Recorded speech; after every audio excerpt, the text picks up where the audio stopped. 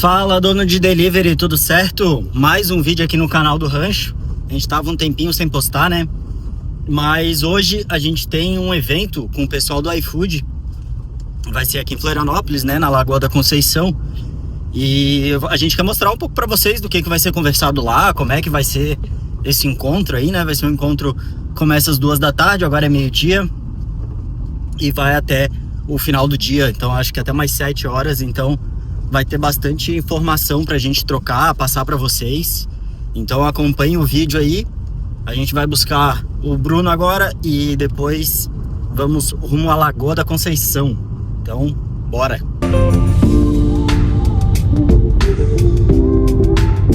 Chegamos aí na Casa Alto Lagoa. Bora ver o que o iFood preparou pra gente hoje aí.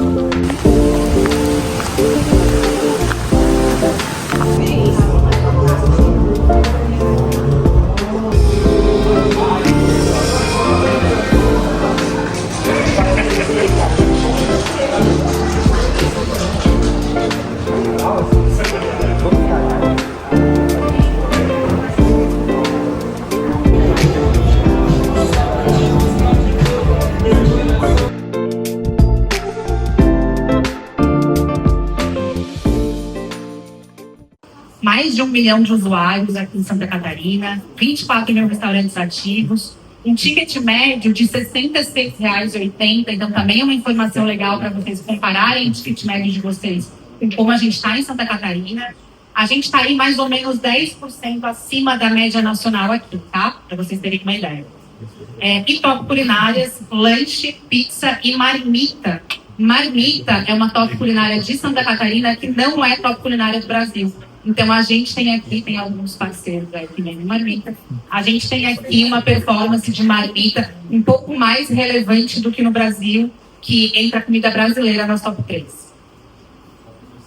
Vamos entrar em Floripa, né? Que é onde estamos todos aqui. Então, mais de 950 mil pedidos por mês, crescimento de 12% em relação a 2024 até novembro. Um crescimento também acima do Brasil, do iFood, então a gente cresce aí uns 10% a mais, então também Floripa puxando o número do iFood aí, né? Vocês crescendo para a gente chegar nesse número aqui.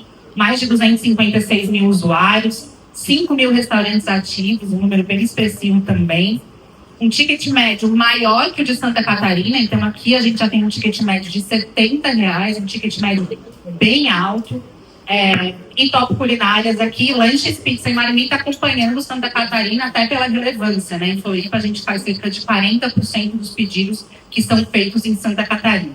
E se organizar para ele conseguir operar ali da melhor forma possível. E o entregador, ele quer volume, ele quer demanda, ele trabalha por hora, então para ele produtividade é tudo.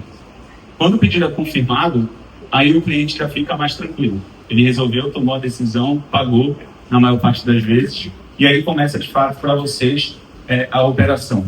Então, a expectativa é basicamente conseguir iniciar rápido o preparo, fazer um tempo de preparo rápido, com estimativas precisas. Então, acho que aqui tem uma responsabilidade grande da logística, que é ter uma estimativa boa. Não prometer um tempo curto demais, que você não tenha tempo para preparar bem e, eventualmente, gere atraso, gere cancelamento. Acho que o restaurante não quer isso. E nem prometer tempo em excesso, que vai atrapalhar a tua conversão, vai atrapalhar o volume de venda de vocês. Então, a gente tem o exercício aqui de ser preciso quando a gente tem um tempo de promessa. Adequado. Esse ponto de não deixar o entregador esperando, vocês viram que eles falaram, todos os entregadores sempre falam.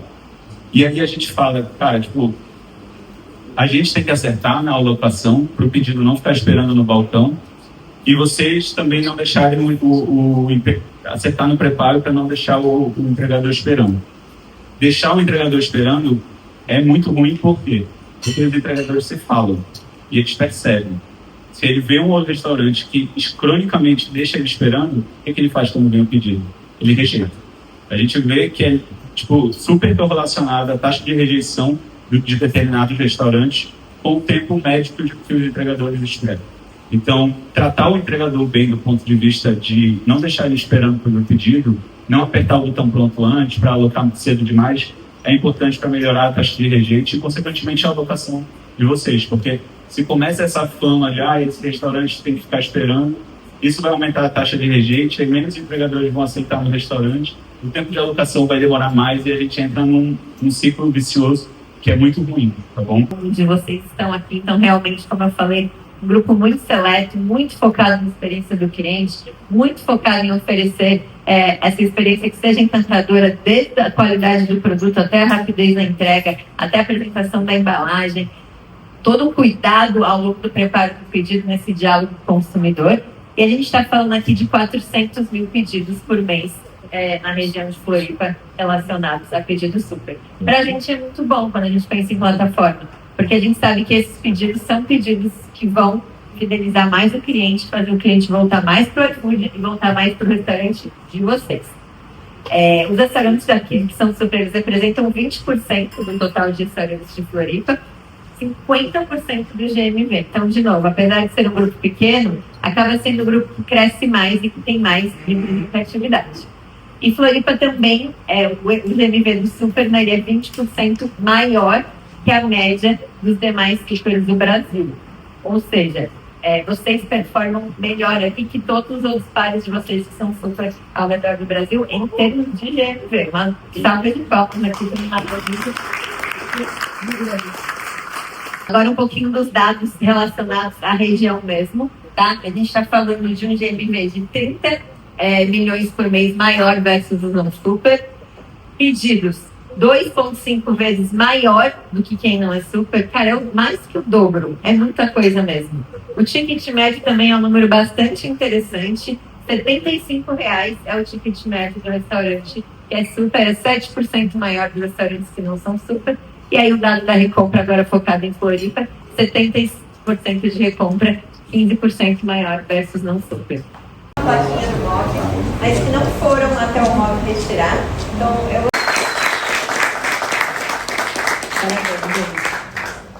Tudo bem, boa tarde.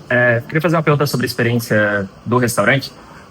Em relação à avaliação, moderação de avaliação, você já tem algum estudo, alguma coisa para tentar melhorar um pouco essa questão da moderação? Porque assim, eu acredito que o cenário de antes era muito fácil moderar, né? Tu dava um migué ali na IA, tu conseguia resolver e estava talvez até meio aberto demais. Mas agora tá fechado demais, agora tá muito... Na verdade tá impossível, né? Não existe mais moderação, né? E, assim, não só por questão de golpe ou de cliente, mas a gente acredita que muitas vezes o cliente avalia errado realmente, sabe? Avalia um item que não estava, confundiu, acontece com muita frequência. Então, existe já alguma conversa sobre essa questão da moderação? Essa é uma conversa longa, a avaliação de moderação, né? E acho que, como tudo no iFood, a gente vai encontrando os caminhos e aperfeiçoando, assim, aprendendo dentro desse processo e não nasce perfeito. Acho que o importante é a gente ir tratando os problemas novos e organizando. Acho que quando a gente fala de avaliação de moderação, a gente estava num lugar onde o iFood moderava tudo e sem muita métrica.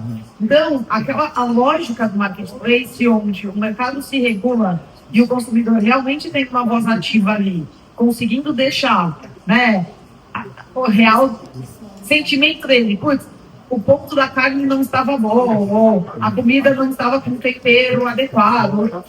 Isso não chegava, de certa forma, e não se regulava como todos os outros marketplaces. Por quê? Porque o iFood intermediava tudo. E, no fundo, pensando no nosso papel como iFood, você produziu um produto e você tem certeza que ele é bom, o consumidor recebeu esse produto, comeu e ele tem alguma reclamação, né? Seja por tamanho, por qualidade, por a forma como chegou, enfim. E no fundo vocês estão esperando que o árbitro seja o iFood, que ele não produziu, não consumiu, nem viu esse produto. A gente tinha dificuldade de falar, então pensa, a comida chegou sem sal. Eu não consigo dizer se a comida foi com sal ou sem sal. E a gente tentava assumir esse papel ano passado, o que era muito ruim. E aí, por isso, a gente foi para esse modelo novo, onde a gente deixa de moderar de uma maneira massiva a grande parte de avaliação de moderação.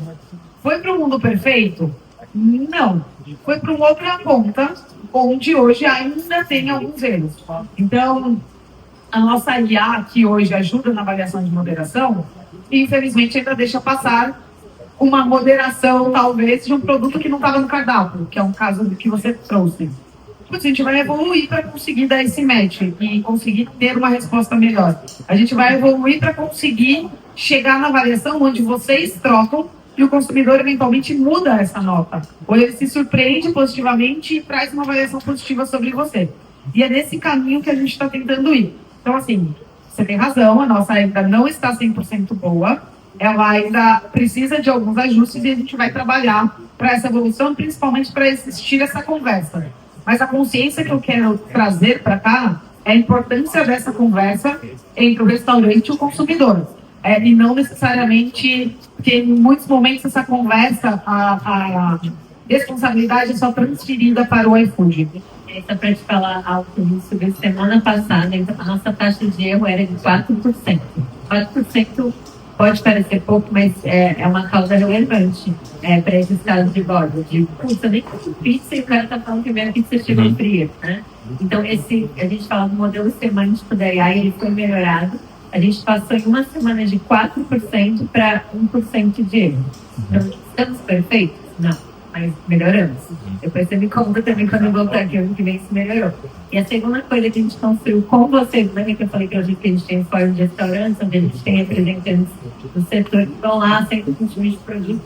Foram restaurantes que desenharam com o nosso time de design um modelo de envio de negociação também. Assim como tem a negociação do cancelamento, você consegue falar: puxa, que pena que você me deu essa nota. Você tem certeza que é isso mesmo? Tem algo que eu possa fazer? Ou, olha, esse ponto é assim mesmo, a gente não muda o ponto da carne. Era essa nota que você queria nos dar? Essa é uma conversa invisível. O cliente pode, depois que ele recebe isso, ir lá e alterar. O que os dados nos dizem? Perto de 70% dos clientes alteram a nota para cima depois que vocês interagem com eles. Porém, só 5% interagem. Porque a gente deu a nota e depois esquece, ele volta lá. Então tem uma interação muito, muito baixa. Porém, quando ele olha, ele de fato se sensibiliza. Então o ferramental ele já está disponível. A questão é que ele não é muito utilizado pelo cliente e é difícil garantir esse engajamento. Só para finalizar rapidinho, uma sugestão em relação a essa baixa aceitação, resposta do cliente, é porque no aplicativo, como o cliente não recebe essa informação, um pushzinho ali, ou ficar na tela dizendo que teve uma resposta, acho que aumenta a conversão. E aí, cria essa interação. É isso aí, valeu.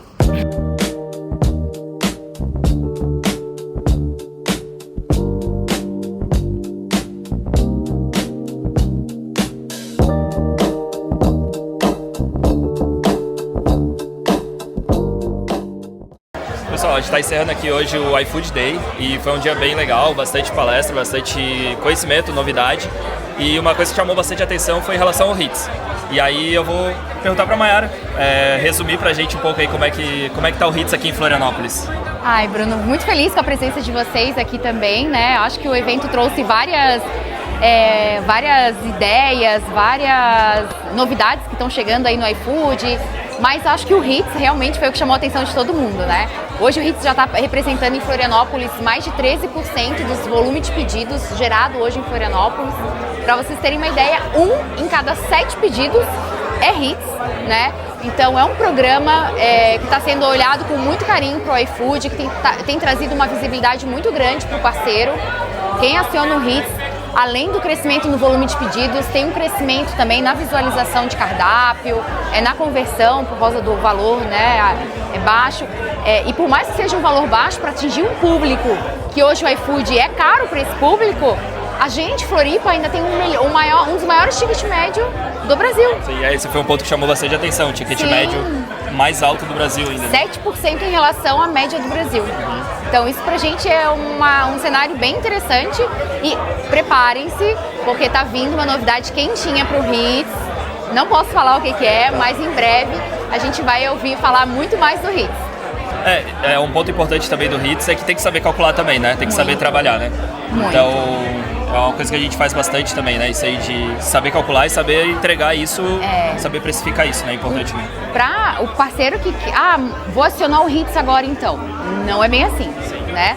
A gente precisa entender como é que tá a nossa operação, se a nossa operação tá redonda, se a nossa operação tá conseguindo vai conseguir dar vazão para os pedidos, para o aumento de volume de pedidos que o Hits vai trazer, né? Isso é muito importante e principalmente o objetivo do Hits é uma comida boa, barata e rápida, né? Então a gente precisa saber, hoje nós estamos entregando esses 3 pilares do HITS? Estamos, beleza, vamos ativar. Não estamos, então vamos organizar a nossa operação para que a gente ative o HITS e consiga fazer acontecer dentro desse programa, né? É que para mim um dos diferenciais do HITS é ser um cupom onde eu posso escolher o prato que vai estar lá dentro, né? Diferente de campanha inteligente, que ele entra automaticamente e tal, eu consigo escolher o prato certo, que eu consigo dar desconto, que eu tenho margem e ainda trabalhar ainda tendo o subsídio da entrega ainda, né? Com certeza. E o que a gente tem falado muito para os parceiros, Mayara, mas eu não tenho um prato para dar um desconto de R$8, um desconto de R$10. Vamos montar esse prato. Vamos criar esse prato. Sim. Vamos colocar esse prato no HITS. Vai ser um prato do HITS. Eu acho que esse aí é o grande pulo do gato, né? Sim. Você realmente pensar num produto que seja o produto, um prato completo, porque eu acho que o objetivo do HITS, além de ser bom, barato e rápido, né, tem a questão de ser um prato completo, né? Para entregar valor para esse cliente que está comprando. Massa, show de bola. E se quiser aprender a precificar, chama a gente do Rancho. É isso aí. Vou trazer aí um pouco do iFood Day para vocês. A gente pegou alguns pontos, trouxe principalmente sobre Florianópolis. A gente está querendo gravar mais conteúdos aqui para o YouTube. Então, para fugir um pouco desses conteúdos do Instagram, que são muito rasos, que são dicas que a gente acredita que vocês já estão sabendo, já sabem aplicar. E a gente está querendo trazer conteúdos mais densos, mais aprofundados sobre iFood, sobre o mercado de delivery como um todo.